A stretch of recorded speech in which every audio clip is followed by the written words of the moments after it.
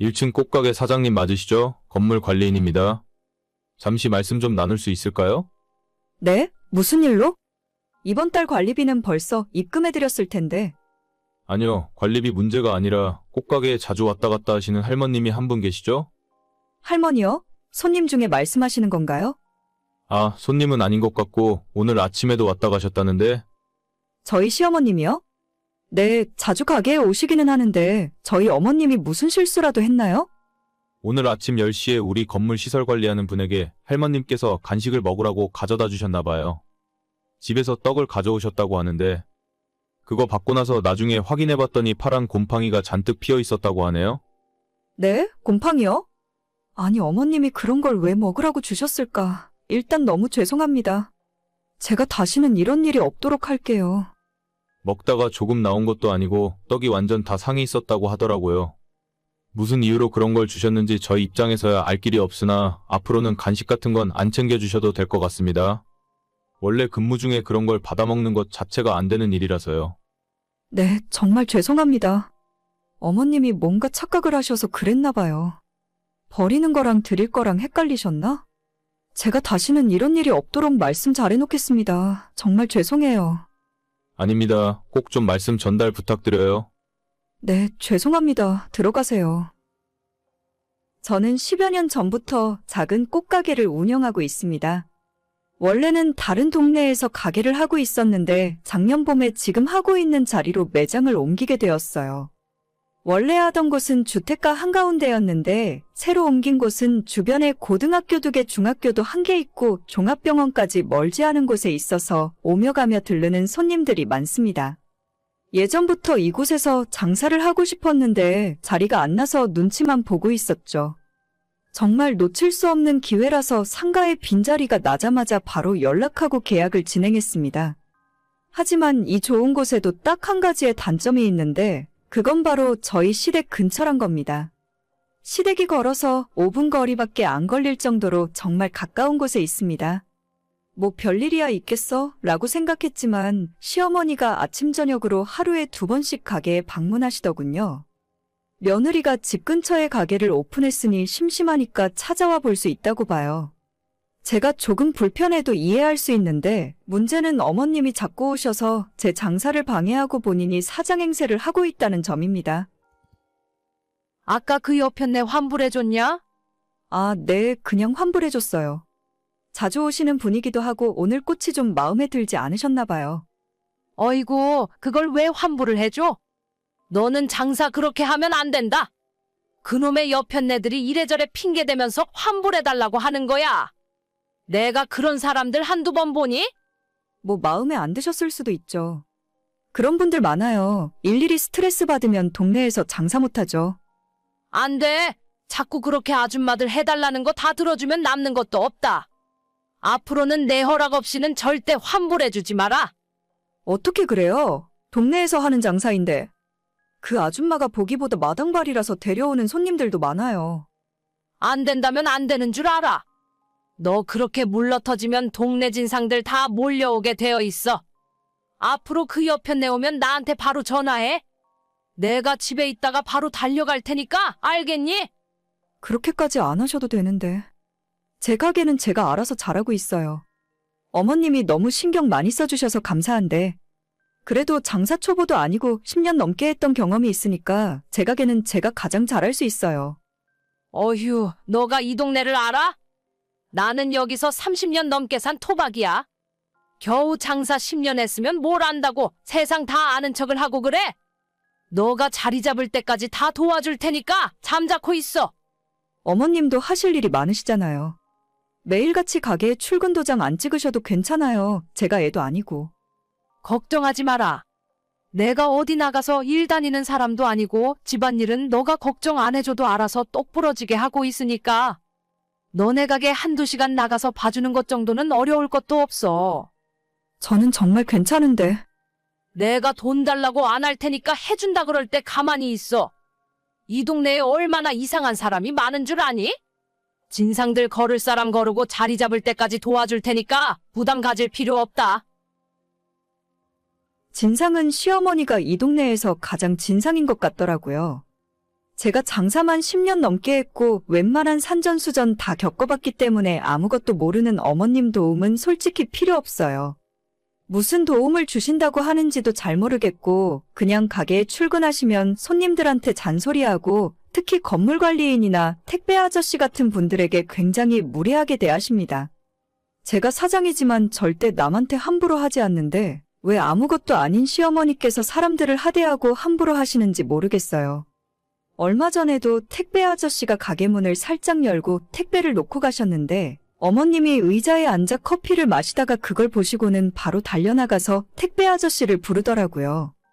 이봐요. 택배를 가져왔으면 공손하게 주인한테 가져다 줘야지. 문 앞에 두고 가는 게 맞는 거예요? 진짜 제가 너무 놀라서 손님 꽃다발 만들다 말고 뛰어나갔고 택배 아저씨한테 90도로 사과드리면서 겨우 상황 무마했어요. 진짜 요즘 시대가 어떤 시대인데 사람들한테 갑질입니까? 갑질을 하는 것 자체가 문제인데 택배 아저씨가 갑질할 대상도 아니잖아요? 어머님께서는 저런 건 초장의 버릇을 잘 들여놔야 한다며 끝까지 목소리를 높이셨어요.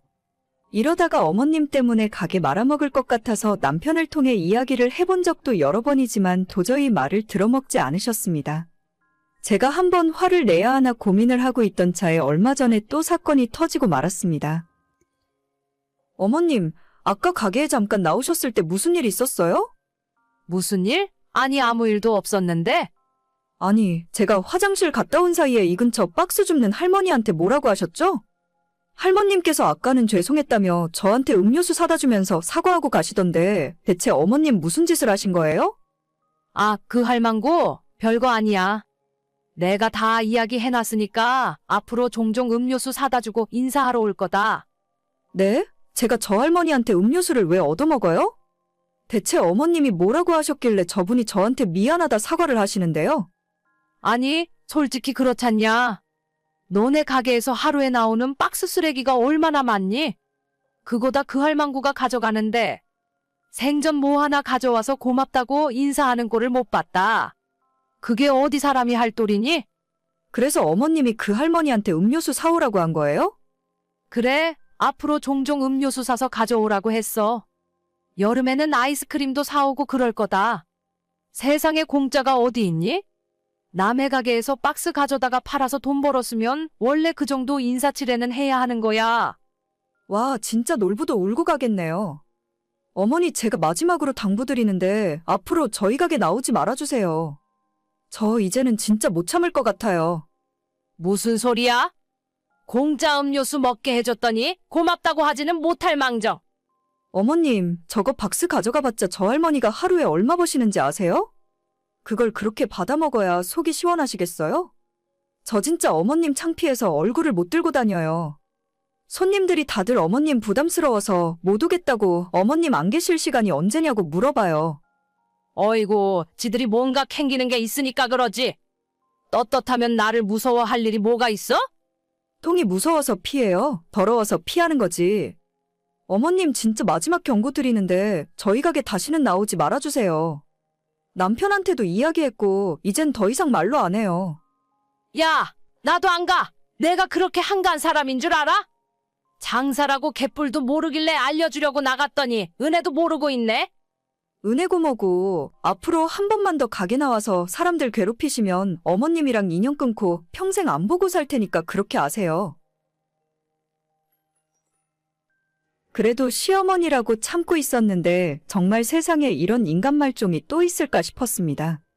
사장은 전데 왜 시어머니가 오만 사람들에게 갑질을 하는 건지. 남편도 자기 엄마가 그런 성격인 줄 몰랐다며 놀랐고 저 역시도 시모의 본성을 알게 된 것 같아서 마음이 싱숭생숭하네요. 한바탕 싸우고 나니 어머님이 다시 가게로 출근하는 일은 없어졌습니다. 요즘 세상이 어떤 세상인데 남한테 그렇게 함부로 하는지 모르겠어요.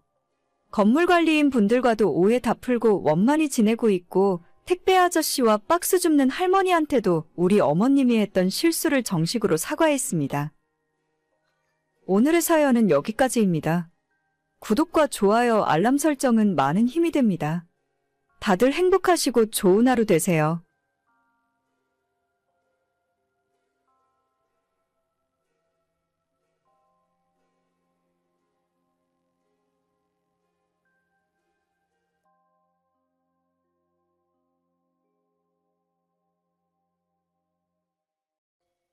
이봐, 올케.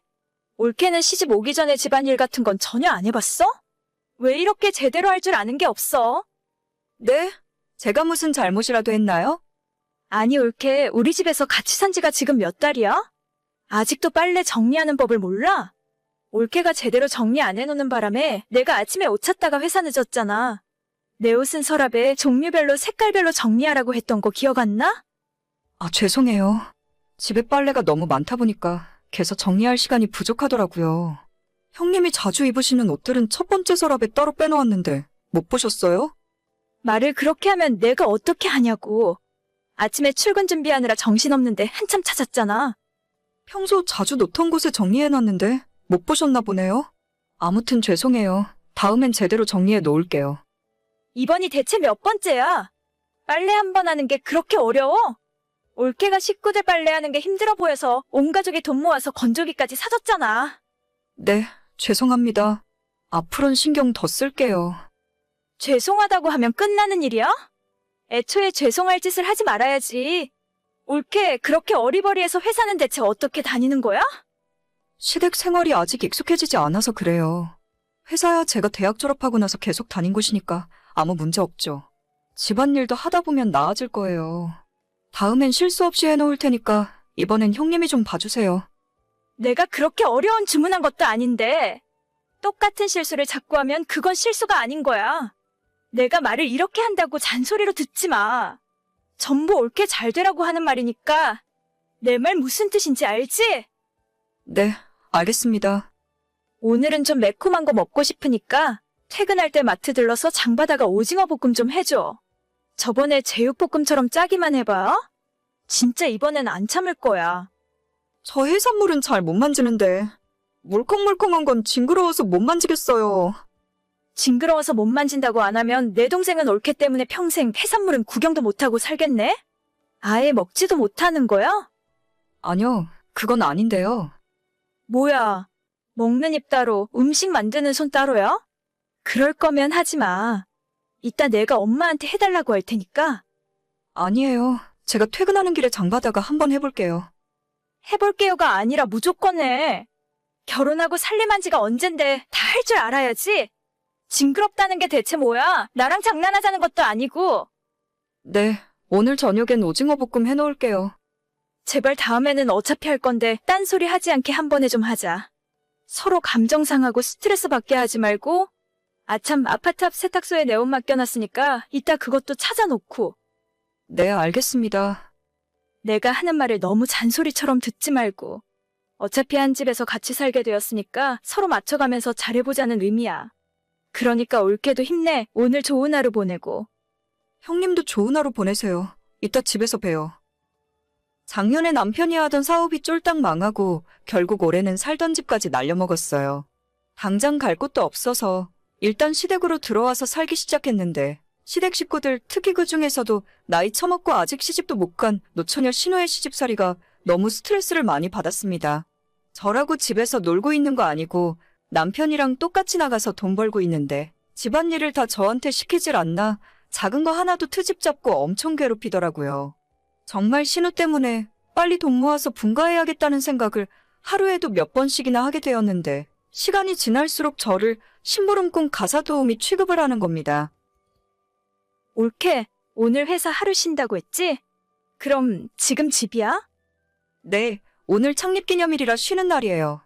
혼자 집에서 대청소하고 있는데요. 그럼 내 방 화장대 위에 노란색 서류봉투 하나 있는지 확인 좀 해줘. 급한 일이니까 빨리 좀 부탁해. 잠시만요. 여기 있네요. 화장대 위에 있어요. 그거 지금 당장 우리 회사로 가지고 와. 근처에 도착해가면 전화해. 내가 회사 앞으로 나갈 테니까. 지금 당장요? 저 외출 준비하려면 시간 좀 걸리는데. 준비할 게 대체 뭐가 있어? 그냥 나오라고. 진짜 급한 거니까 빨리 택시 타고 와. 저 세수만 대충 한 상태라서 머리는 감아야 할 것 같아요. 화장은 다 안 하더라도 기초는 찍어 발라야 집 밖에 나갈 수 있을 것 같은데요. 지금 나랑 장난하자는 거야? 오라고 하면 그냥 빨리 달려와. 아무 말 하지 말고. 나 진짜 급하다니까? 그래도 형님네 회사까지 가려면 거기 주변에 직장인들도 많고 지나다니는 사람들도 많은데 어떻게 저 혼자 생얼로 거길 가요? 빨리 준비할 테니까 시간 좀 주세요. 내가 그냥 오라고 하면 바로 튀어오라고. 아줌마가 무슨 화장을 하겠다고 그래? 누구한테 잘 보일 사람이라도 있어? 형님, 그래도 그 말은 좀 심한 거 아니에요? 뭐가? 화장하지 말라고 한 거? 아니요. 아무리 그래도 저한테 아줌마라고 말씀하시고 다른 사람한테 잘 보이려고 한다는 말씀은 좀 경우가 아니시죠. 그런 말을 들으면 저도 기분 나빠요. 아니, 바빠 죽겠는데 갑자기 왜 이래? 그동안 아무 말 안 하더니 이상한 소리에 반응을 하네? 그래서 지금 못 오겠다 이거야? 저 형님이 지금까지 저한테 집안일 못한다고 구박하셔도 아무 말 안 했어요. 남편이 사업 말아먹고 시댁에 얹혀 살고 있으니까 어느 정도는 감수해야 한다고 생각했었거든요. 그런데 저도 사람이다 보니까 참는데도 한계가 있네요? 지금 나랑 뭐 하자는 거야? 그래서 못 참겠으니까 한번 해보자는 거야? 우리 집에서 그따위로 행동하고 앞으로 어떻게 내 얼굴 보고 살려고? 제가 무슨 시댁 집안에 하녀로 들어왔어요? 사실 따지고 보면 내가 잘못해서 시댁 신세진 것도 아니잖아요. 그러면 저도 피해자인데 적당히 하셔야지. 제가 참고만 있으니까 만만해 보이세요? 아, 진짜. 내가 오늘은 서류가 너무 급해서 한번 참고 넘어가 줄 테니까 헛소리 하지 말고 일단 서류부터 빨리 챙겨가지고 와. 야, 그렇게 급한 서류면 네가 직접 와서 챙겨가. 야? 너 지금 나한테 야라고 했냐? 다시 한번 말해봐. 야, 왜? 내가 다시 못할 것 같아? 몇 번이든 야라고 부를 수 있어. 너가 저지른 문제는 너가 직접 해결해. 손 있고 발도 있잖아. 너 진짜 돌았구나. 돌은 건 내가 아니고 너지. 그 나이 처먹고 시집도 못 가고 부모 집에 얹혀 사는 주제에 자꾸 나한테 구박하는데 그 집이 너가 돈 주고 샀니? 나이 40에 시집 못 가서 부모 집에 얹혀 사는 게 자랑이야? 네가 뭔데 집주인 행세를 하고 나한테 맨날 이래라 저래라야? 올게 정말 돌았어? 나한테 함부로 대하는 건 우리 집안 무시하는 거나 마찬가지인 거 몰라? 내가 결혼할 때 시댁에서 숟가락 하나 받은 거 없었어도 불평불만 한마디 안 했는데 이제 와서 시댁 신세 좀 진다고 사람을 이렇게 개무시해? 내가 사업 망했니? 내가 집 날려먹었어? 전부 네 동생이 그런 거잖아. 내가 몇 번이나 말했지? 나도 참고 살고 있는 거라고. 그런데 네가 뭔데 나를 무시하고 심부름을 시켜? 내가 언제 올게 무시한다고 그랬어? 그리고 잔소리하는 게 아니라 올게 잘 되라고 하는 이야기잖아. 그런 잔소리는 앞으로 내가 먼저 해줄게. 너가 나보다 6살이나 나이 많은데도 제대로 할 줄 아는 거 하나 없잖아. 어차피 그 성격 그 얼굴에 결혼도 못할 것 같지만. 야, 너 우리 집에서 쫓겨나고 싶어서 환장했어? 내가 가만히 있을 것 같아? 엄마 아빠한테 이야기해서 오늘부터 집에서 내쫓을 거야. 너가 안 그래도 지금 나가려고 짐 싸고 있어. 25평 코딱지만한 아파트에 나이만 먹은 다 큰 인간들이 대체 몇 명이 살고 있는 거니? 남편이 능력 없어도 일단 결혼했으니까 책임감으로 살고 있었는데 나도 이제 더는 못 참겠다. 집 나간다고? 그래. 당장 집에서 나가고 네 동생이랑 이혼해 줄 테니까 기대해. 너 같으면 이딴 집구석에 시집 가고 싶냐? 너가 생각해봐도 싫지? 나도 싫어. 이런 개떡 같은 집구석은. 올케 지금 너무 화가 많이 난 것 같은데. 그 이야기는 우리 나중에 집에 가서 천천히 하기로 하고. 나 정말 서류가 너무 급해서 그러거든? 부탁 좀 할 테니까 제발 서류만 가져다 줘. 나 같으면 가져다 달라고 부탁할 시간에 직접 와서 가져갔겠다. 머리가 그렇게 나쁘니까 그 나이 처먹고 혼인빙자 사기나 당하고 돌아다니지. 여기서 그 이야기가 왜 나와? 너 지금 나랑 해보자는 거야? 너 얼굴만 봐도 토 나와. 하긴 뭐래. 이 집에서 사는 것도 지겹고 내가 내 발로 직접 나가줄게. 능력 없고 눈치도 없는 너네 집안 잘난 아들도 필요 없으니까 내가 다시 반품해줄게. 아니, 우리 감정 때문에 일 크게 만들지는 말자고. 나도 내 동생 불행하게 만들긴 싫으니까. 야, 너 같으면 이 상황에서 계속 이 집구석에 있겠니? 난 우리 친정으로 갈 테니까 알아서 서류 챙겨가. 이혼을 해야 하나 말아야 하나 고민하던 중이었는데 너 덕분에 정신이 번쩍 들었네? 고맙다 고마워. 올케, 내 말 좀 들어봐. 서류는 내가 가져갈 테니까 일단 진정 좀 해. 그렇게 저는 그날 바로 짐 싸들고 시댁에서 탈출했습니다. 남편이 사업을 말아먹고 집까지 날려먹었을 때도 이혼 생각까지는 안 했었어요. 사람이 힘들어졌을 때 버리는 건 부부 사이에 할 짓이 아니라고 생각해서 조금 고생하더라도 같이 노력해서 헤쳐나갈 생각이었거든요. 하지만 시댁살이 시작한 이후 남편은 철없는 아들의 모습으로 돌아가서 전혀 저를 지켜줄 생각도 안 했고, 시댁 식구들은 저를 공짜 가사 도우미 정도로 생각하더라고요. 이혼을 해야 하나 말아야 하나 고민하고 있었는데 신우 덕분에 결심을 할 수 있었습니다. 저는 지금 친정 들어와 있고 남편에게는 이혼하겠다고 통보를 해놓은 상태예요. 남편은 이혼만은 막고 싶은지 하루가 멀다 하고 저희 친정에 찾아와서 잘못했다고 싹싹 빌고 있는데 친정아빠가 현관 앞에서 내쫓아버리고 있습니다. 저는 정말 잘 살아보려 노력했는데 상종 못할 수준의 인간들이었네요. 오늘의 사연은 여기까지입니다. 구독과 좋아요, 알림 설정은 많은 힘이 됩니다. 다들 행복하시고 좋은 하루 되세요.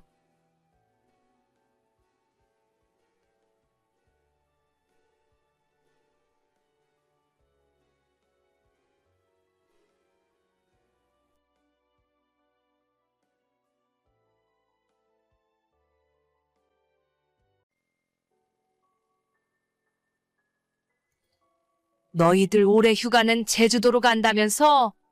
네, 아직 해외여행 나가기는 힘들 것 같고, 그래도 비행기는 타고 싶어서 제주도라도 다녀오려고요. 4박 5일이긴 한데 휴가만 길었어도 조금 더 여유 있게 갔으면 좋았을 것 같아요. 제주도 좋지. 내가 마지막으로 제주도 여행 갔던 게 언제인지 기억도 안 나는구나. 너희 시아버지 살아계실 적에 한 번 갔었으니까. 벌써 15년도 훌쩍 넘은 것 같은데. 아, 그러셨어요? 그러면 다음에 제가 어머님 제주도 여행 보내드릴게요. 내년이면 칠순이시죠? 칠순 기념으로 보내드리면 되겠다. 아니다. 여행을 나 혼자서 무슨 재미로 가니? 말 나온 김에 하는 말인데 너희 여행 가는 거 나도 같이 가면 안 될까? 저희 여행에 어머님을요? 그래. 어차피 비행기 티켓만 하나 더 끊으면 되는 거잖아. 렌트카도 빌렸을 테니까 나는 그냥 뒷자리에 조용히 앉아 있을게.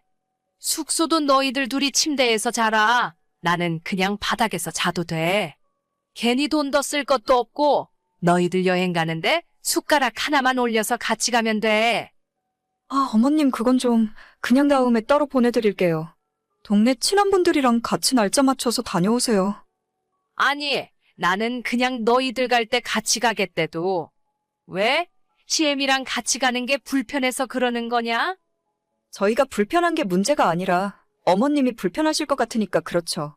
저희도 예산이 좀 빠듯해서 어머님 오신다고 해도 따로 방 잡아드릴 수도 없어요. 지금 당장 예약하기도 힘들 거고요.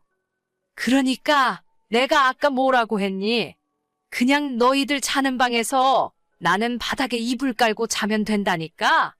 늙은이가 주책 맞게 나설 생각도 없으니까 그냥 없는 사람이다 생각해.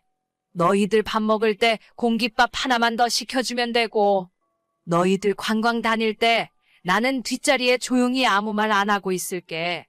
대체 뭐가 문제야? 글쎄요, 저 혼자서 결정할 문제는 아닌 것 같고, 일단 남편한테 한번 물어보고 다시 말씀드릴게요. 정환이? 내 아들한테는 물어보고 자시고 할 것도 없어. 걔가 얼마나 효잔데? 내가 같이 가자고 하면 두 손 들고 환영할 거다. 아, 네. 일단 생각해보겠습니다. 이번에 여행 같이 가는 대신에 나중에 너가 첫째 생기면 태교 여행 내가 보내주마. 제주도보다 훨씬 좋은 해외여행 시켜줄 테니까 이번엔 너가 양보해라. 2년 전에 결혼했었는데 당시에 워낙 사회 분위기가 안 좋아서 신혼여행도 못 갔어요.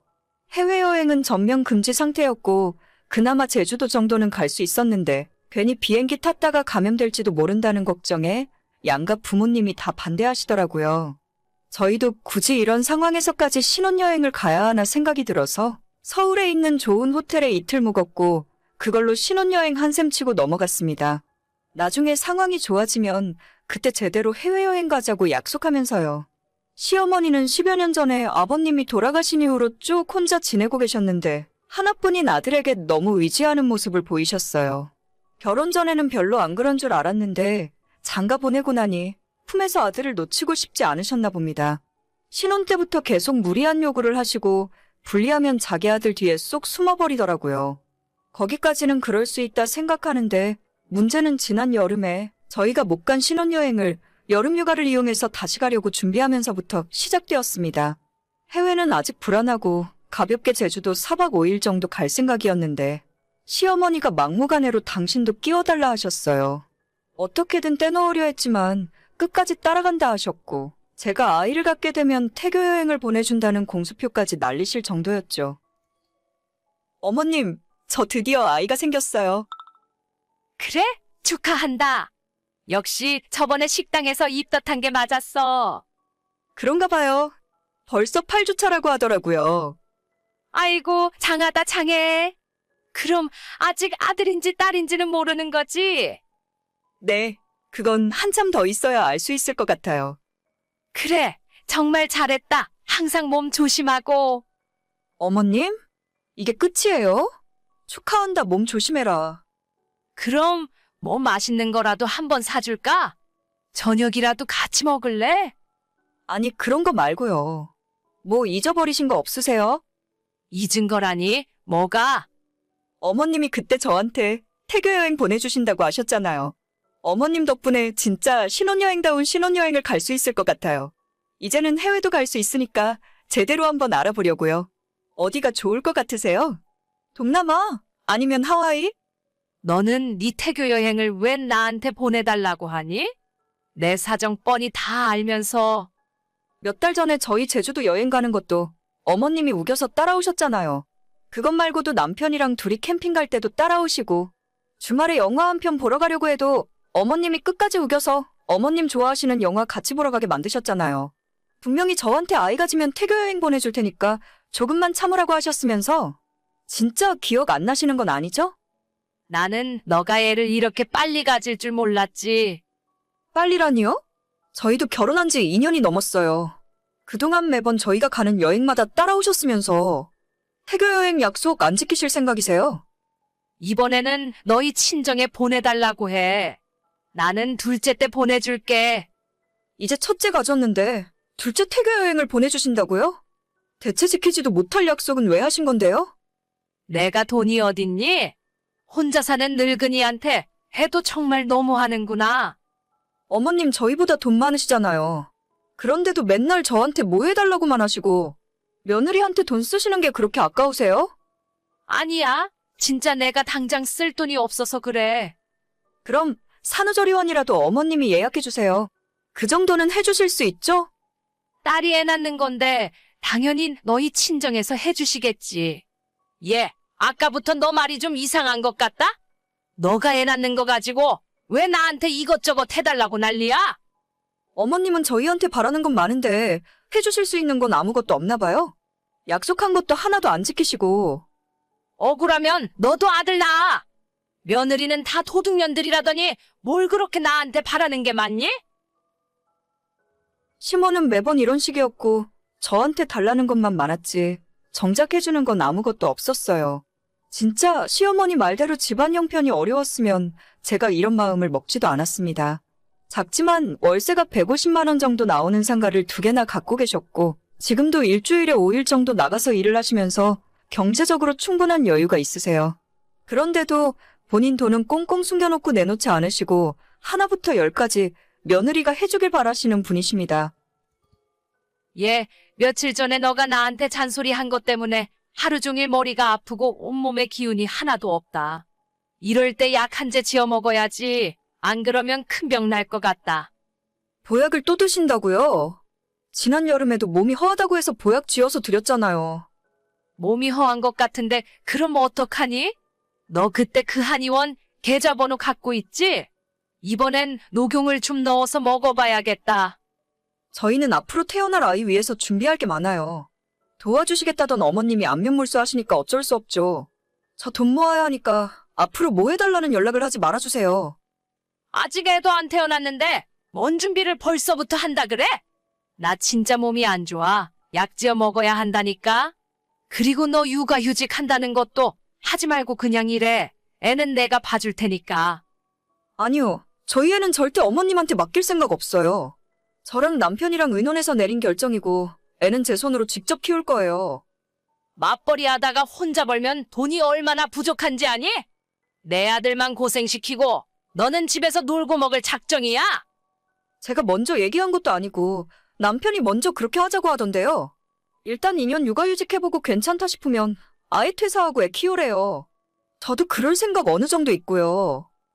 우리 아들이 혼자 벌면 얼마나 힘든데. 니들 둘이 사는 것도 아니고 애까지 키우면 훨씬 돈 많이 들어.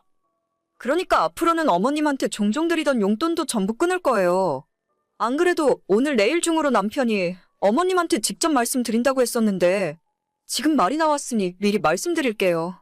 저희는 저희 애가 먼저라서 어머님 못 챙겨드리니까 더는 바라지 말아주세요. 내가 너한테 뭘 그렇게 달라고 했다고? 일단 나 정말 몸이 안 좋아서 한의원부터 가야겠다. 계산할 때 전화할 테니까 내 전화 늦지 않게 받아라. 아니요. 전화하지 마세요. 한의원이 아니라 응급실에 실려가셨다고 해도 이젠 어머님 전화는 안 받을 거예요. 몇 번이나 기회 드렸는데 끝까지 어머님이 약속 안 지키신 거예요.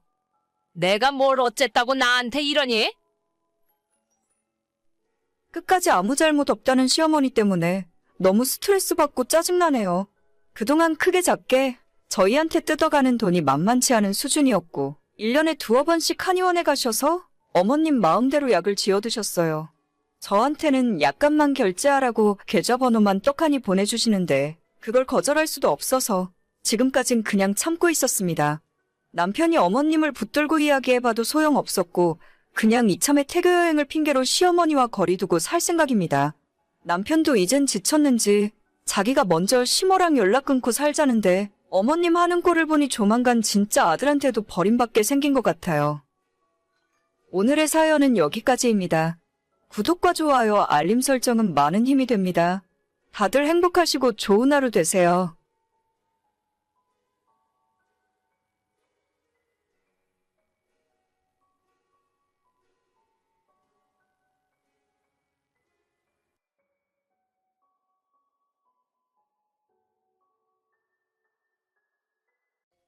여보, 진짜 미안해서 어쩌지? 우리 회사 올해도 연봉 동결이래. 작년에는 진급도 안 시켜주더니 진짜 어쩌라는 건지 모르겠다. 어쩔 수 없지 뭐. 그게 당신 책임이 아니잖아. 우리가 가진 돈도 얼마 없는데 아파트를 너무 무리해서 빨리 샀나 봐. 아이 태어나기 전에 아파트로 무조건 이사는 갔어야 했어. 주변에 아무것도 없는 원룸촌에서 아이 키울 수는 없었잖아. 내가 퇴근하고 대리 운전이라도 해서 얼마라도 더 벌어볼게. 당신 퇴근하고 피곤할 텐데 그렇게까지 무리할 필요 없어. 아이를 맡겨놓을 곳만 있으면 나도 다시 학원에 일하러 나가면 될 텐데. 우리 부모님 댁이라도 가까웠어야 애 봐달라고 부탁을 드리지. 매달 추가로 갚아야 하는 아파트 대출이 얼마쯤이야? 2억 대출 받았으니까 100만 원 조금 넘게 나갈 거야. 내가 다시 일만 할 수 있으면 못 갚을 것도 없을 텐데. 잠깐만, 내가 집에서 일을 하면 해결되는 문제 아닌가? 당신이 집에서 어떻게 일을 하려고? 지금까지 애들 가르치는 것 말고는 다른 일 해본 적도 없잖아. 생각해보니까 우리 아파트에 아이들 공부방이 없는 것 같더라고. 돈 조금씩 받고 집에서 아이들 숙제 봐주고 공부 가르쳐주면 나쁘지 않을 것 같은데? 내가 중학생까지는 영어 수학 가르쳐줄 수 있거든. 공부방? 그거 괜찮은 생각이네. 당신이 집에서 안 나가도 되고 아이들 가르쳐주는 건 당신 전문이니까. 일단 공부방 창업하려면 어떻게 해야 하는 건지 그거 먼저 알아봐야겠다. 만약에 공부방 잘 되면 당신도 대리운전이니 뭐니 딴 생각하지 말고 집으로 바로 와. 내가 애들 수업하는 동안 당신이 애 보고 있어야지. 그 말도 일리가 있네. 알겠어. 당신이 공부방에서 대박이 나면 내가 집안일도 다 하고 애도 알아서 볼게. 대박까지는 몰라도 대출금이라도 갚을 수 있었으면 좋겠다. 그렇게 긴가민가한 상황에서 시작한 공부방은 첫 달에는 2명의 초등학생으로 시작해서 1년이 지난 현재는 초등학생 16명, 중학생 5명의 제법 큰 공부방으로 성장했어요. 어떻게 하는지도 몰라서 허둥지둥대고 여기저기 알아보고 아파트 저희 같은 라인 입주민들에게 인사드리러 다니면서 동의 절차도 구하고 여기까지 오기에 고생 정말 많이 했습니다. 그나마 저희가 아파트 구입할 때 돈이 좀 모자라서 어쩔 수 없이 1층으로 구입했었는데 그 덕분에 층간소음 민원이라도 없어서 정말 다행이었죠. 이웃분들께서 젊은 애엄마가 먹고 살아보려 노력하는 모습을 다행히 좋게 봐주셨고 지금도 명절 때마다 저희 아파트 라인 주민분들에게 작은 선물 돌리며 감사의 표시를 하고 있습니다. 주먹구구식으로 학원에서 수업하던 방식으로 운영하던 공부방이었지만 이제는 나름대로 체계도 있고 학원 다니던 시절의 커리큘럼을 바탕으로 아이들을 제대로 가르치고 있죠. 이 지역이 조성된 지 얼마 안 된 신도시 지역이라 주위에 아직 학원이 많지 않은 것도 제 공부방에 학생들이 찾아오게 된 이유라고 생각해요. 이제는 아파트 대출금뿐만 아니라 저희 새가족 생활비 정도는 너끈히 공부방 운영으로 뽑아낼 수 있어서 얼마나 감사한 마음인지 모릅니다. 저희 부부 입장에서는 먹고 살기 위해 발버둥 치는 중이지만 시댁에서는 이런 제 모습을 좋게 생각하지 않았어요. 너 그 공부방인지 뭔지 당장 그만둬라. 집에 애들이 우글우글 왔다 갔다 하는데 남의 집 애들 봐주느라 정작 너가 애 키울 시간이 없잖니. 어머님, 요즘은 돈이 있어야 애를 키우죠. 당장 아파트 대출금 갚을 돈도 없어서 길거리 나앉을 뻔했었는데 이제 와서 그런 말씀 하셔봐야 아무 소용 없어요. 내가 듣자 하니 우리 아들이 퇴근한 다음에도 쉬지도 못한다면서? 너 공부방인지 뭔지 그것 때문에 집안일도 제대로 안 하고 애도 남편한테 보라고 맡겨놓는 거 아니냐? 돈을 벌어봐야 얼마나 번다고 그래? 남편이 밖에서 벌어오는 돈을 아껴서 살림하는 게 집에 있는 여자가 해야 하는 일이야. 요즘 그런 게 어디 있어요, 어머님. 외벌이로 살면 입에 풀칠이나 겨우 하는 세상이에요. 돈 벌 수 있는 능력만 있으면 집안의 개고양이도 다 돈 버는데 제가 할 수 있으면 조금이라도 더 벌어야죠. 그동안 고생하다가 이제야 조금 자리 잡았는데 겨우 그런 이야기 하시려고 연락하신 건가요? 너한테 돈이 그렇게 중하냐? 나는 옛날에 아들, 딸 둘 키우면서도 바깥 양반이 벌어다주는 쥐꼬리만한 월급으로 먹고 살고 저금하고 다 했어. 아끼고 살면 지금 너도 얼마든지 사는데 문제 없을 텐데. 네가 괜히 일만 만들고 긁어부스럼 만드는 거 아니냐? 그런 말씀 하시려거든 저희 힘들 때 뭐라도 도와주거나 말씀하세요. 제가 어머님한테 애 봐달라 부탁드린 적도 없고 돈 보태달라 한 적도 없잖아요.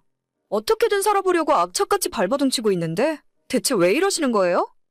진짜 너는 시부모가 걱정되는 마음에 한마디 하면 10마디를 안 지고 받아친다니까? 누가 너보고 돈 벌어오래? 여자가 애 낳고 살림이나 똑바로 하고 살면 그만이지. 그리고 너가 돈을 좀 벌면 이제 살림도 나아졌을 텐데. 진짜 시댁에는 용돈 한 푼 안 줄 생각이냐? 저 진짜 어머님이랑 이런 대화할 시간도 없어요. 용돈은 저희 남편이랑 이야기 한번 해보긴 할 텐데 너무 큰 기대는 하지 마세요. 지금 애들 수업 준비하러 가야 하니까 나중에 다시 말씀하세요. 어휴, 저 성질머리하고는. 저희 시부모님은 두 분 모두 연세가 있으셔서 그런지 너무 옛날 사람 같은 생각을 하고 사세요. 집안에 변변히 내세울 만한 재산도 없이 20여 년 전에 구입한 방 2개짜리 빌라가 전 재산이고 어머님은 그래도 본인 수중에 빚 하나 없이 살아온 것이 인생의 큰 자랑이신 분입니다. 제가 결혼할 때부터 지금까지 시부모 도움 받은 건 아무것도 없어요. 양가 부모님 도움 일찌감치 포기하고 두 사람 모은 돈으로 결혼 생활 시작했습니다. 해준 것도 없으면서 가끔 한 번씩 연락해서 저렇게 사람 속을 뒤집어 놓으셨고 저도 몇 년째 저런 소리를 들으며 살았더니 제 입에서 좋은 말이 나갈 수가 없더라고요. 용돈은 무슨 결혼할 때 한 푼 준 것도 없고 남편 앞으로 들어온 축의금까지 싹싹 털어갔으면서 이제 와서 저한테 용돈 이야기가 할 말입니까? 그런 와중에 심호에 이어 며칠 후에는 눈치라곤 약에 쓰려 해도 없는 신우이까지 나서서 헛소리를 해대기 시작했어요. 신우는 저보다 2살이 많고 일찍 결혼해서 초등학교 다니는 아들을 키우고 있어요. 지금 이 동네에 살기 시작한 것도 저희보다 신혼애가 1년 먼저 들어와서 살았었죠. 옳게. 요즘 공부방이 그렇게 장사가 잘 된다면서? 이 동네 학부모들 사이에서 잘 가르친다고 소문이 자자해. 이참에 나도 우리 아들 올케네 공부방이나 한번 보내볼까? 동민이요? 동민이는 지금 학교 끝나고 다니는 학원만 3개라면서요. 아직 저학년인데 학원을 너무 많이 보내는 것도 좋진 않은 것 같아요. 그냥 해본 소리야. 우리 동민이가 스케줄이 얼마나 바쁜데. 나보다도 우리 애가 훨씬 바쁘다니까. 요즘 애들이 진짜 어른들보다 바쁘게 살긴 하더라고요. 그런데 오늘은 어쩐 일로 오랜만에 연락을 다 하셨어요? 아니, 옳게도 알다시피 내가 좀 발이 넓고 주변에 아는 사람들이 많잖아. 이 동네가 생긴 지도 얼마 안 돼서 마음 놓고 애들 보낼 학원도 별로 없고.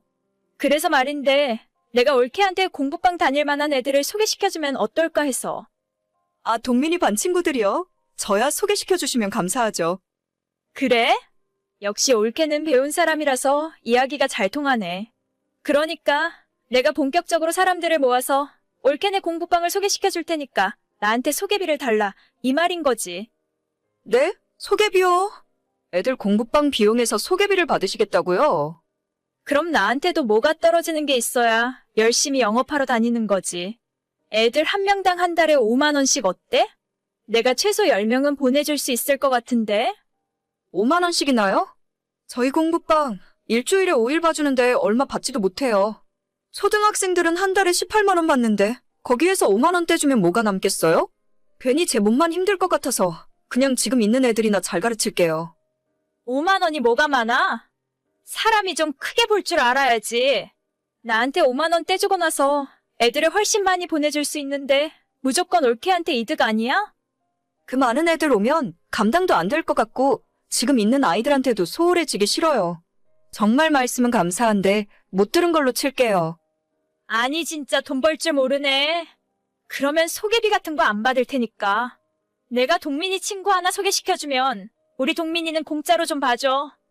다른 친구들은 다 제대로 돈 내고 다니는데 동민이만 공짜로 봐드릴 순 없어요. 걱정해주시는 건 정말 감사하지만 지금까지 저 혼자서 알아서 잘하고 있고 앞으로도 그냥 계속 혼자서 할게요. 참나, 요즘 조금 돈 벌었다고 기고만장한데 내가 진짜 얼마나 가는지 두고 볼 거야. 우리 엄마한테도 그렇게 싸가지 없게 군다면서? 시댁 우습게 알다가 큰 코 다쳐. 우습게 아는 건 아닌데 자꾸 헛소리들만 하시잖아요.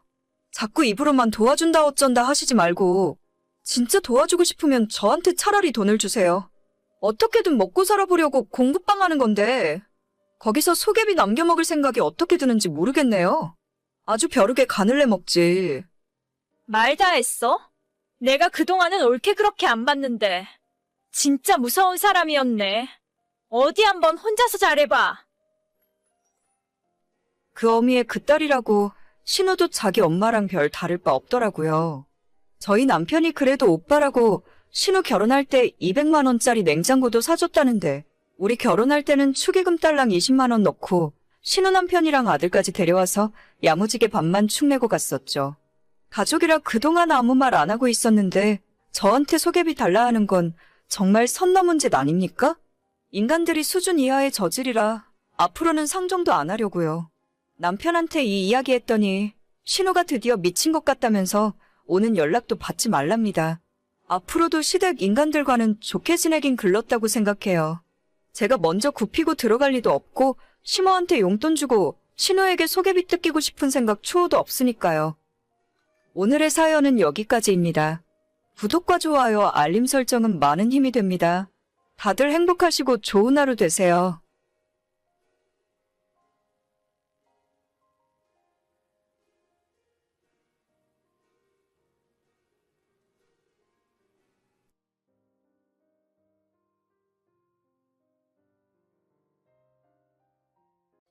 내일 우리 집 제사 있는 거 알지?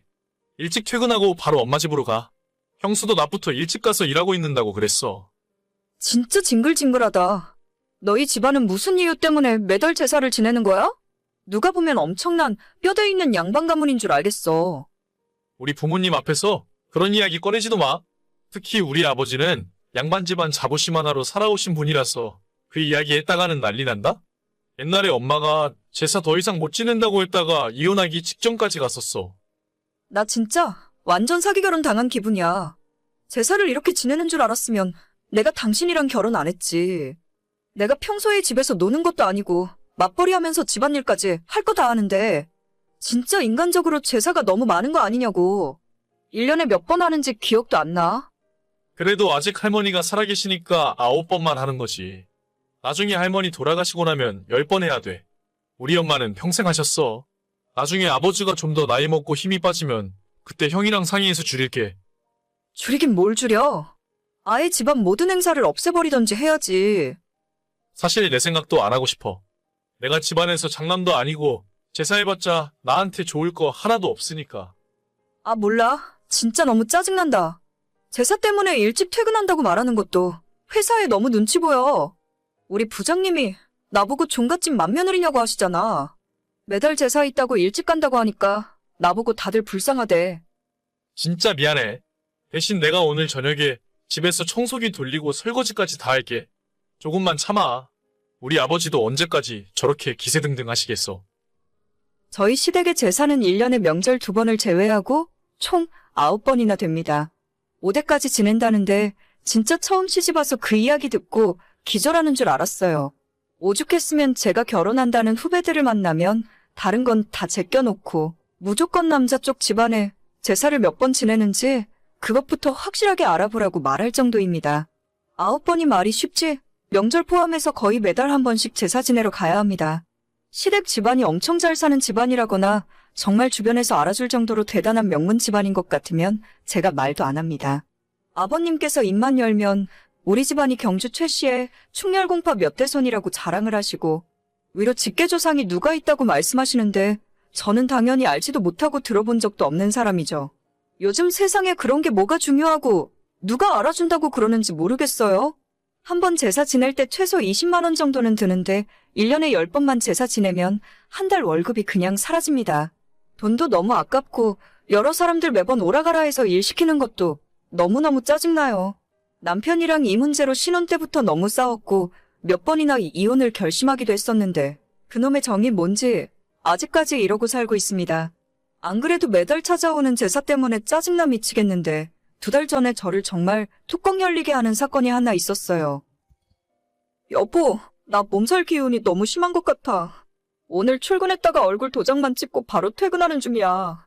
저녁에 시댁 못 갈 것 같으니까 아버님한테 이야기 잘해주고 당신 혼자 다녀와. 약은 먹었어. 제사 걱정하지 말고 집에 가서 약 먹고 푹 쉬어. 알겠어. 고마워.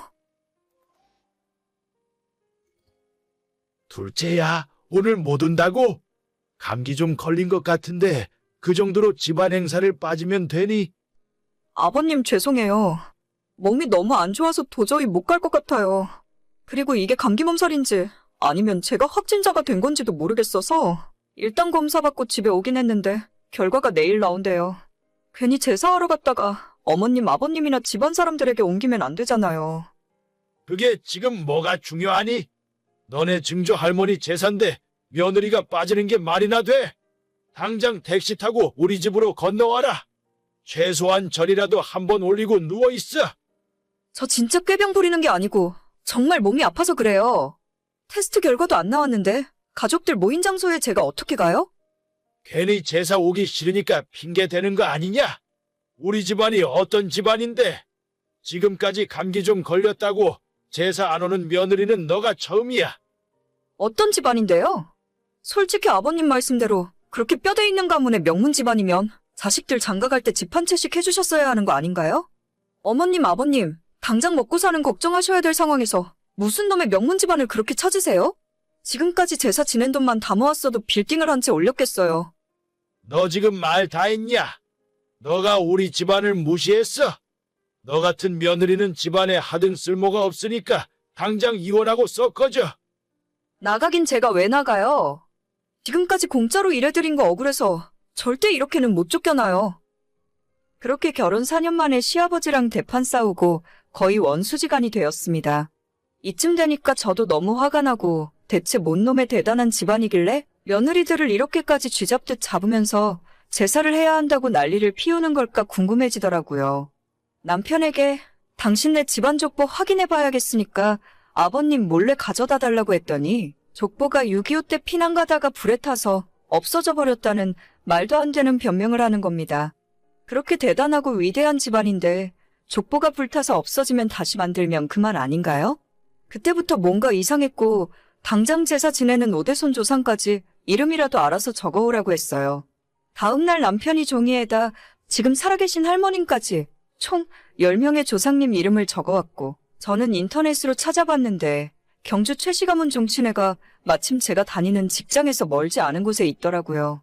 이름이 적힌 종이를 들고 무작정 찾아갔고 이 사람들이 진짜 족보에 올라와 있는지 확인해달라고 부탁드렸죠. 한참 뒤에 하시는 말이 맨 위에 오대조 할아버지 이름은 경주 최씨 가문 족보에 있긴 있는데 부인 이름도 다르고 그 밑으로 있는 자손들의 이름까지 맞는 게 하나도 없답니다. 한마디로 이야기해서 만들어낸 족보였다 이 말이었죠. 그게 확인되자마자 누구보다도 먼저 아버님에게 이 기쁜 소식을 알려드렸습니다. 아버님, 저희 경주 최씨 가문 맞아요? 왜 또?